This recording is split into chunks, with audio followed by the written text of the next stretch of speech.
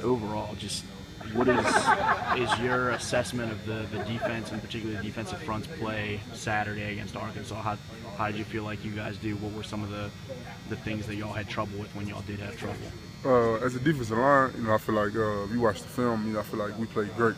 Played a good game. I mean, it wasn't good enough though. But besides those 3 plays that went wrong, as a defensive line, those other 53 plays, we played great as a D-line.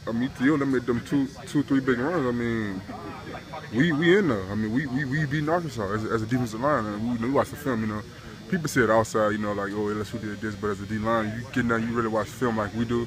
As a D-line, we played good. Probably was one of my best technique games overall this season. Is that frustrating to deal with? I mean, what is that like to say? For 53 of 56 plays or whatever, we feel like we did great.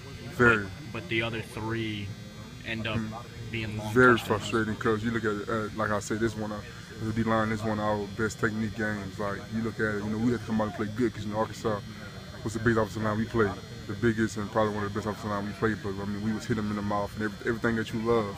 And like you said, it's so frustrating because we came short, with 3 plays, some guys out of their gaps, things like that, and they hit us. That's things, the margin of error against a team like Arkansas, against a team like Alabama is very small because those teams are good. You get away with that playing Eastern Michigan, McNeese. You probably get away with those, those errors. But teams like that, you gotta be disciplined. You gotta be smart because if not, they hit a home run like you did Saturday.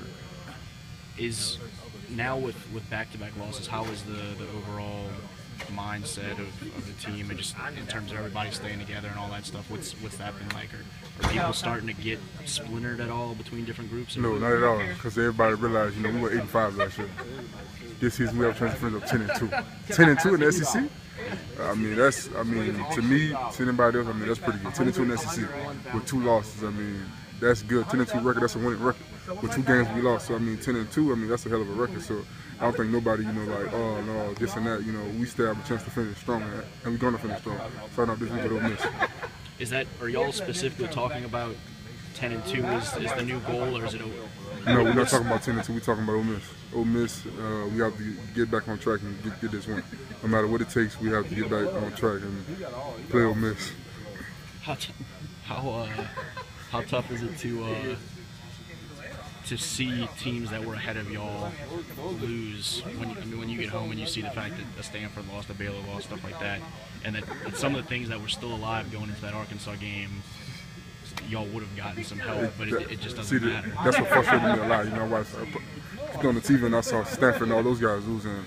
Us would have got that. We would have got that win. We would have been right back in the playoff conversation. Right back. I'm talking about like right back, like 5-6. But things happen. All we could do is focus on Ole Miss, and bounce back this weekend. Have a good practice. Get ready for Ole Miss, who's a really good team. And Ole Miss, their offense is kind of a different challenge from these last 2 y'all faced. What stands out about them in terms of just a different thing that y'all are gonna have to deal with?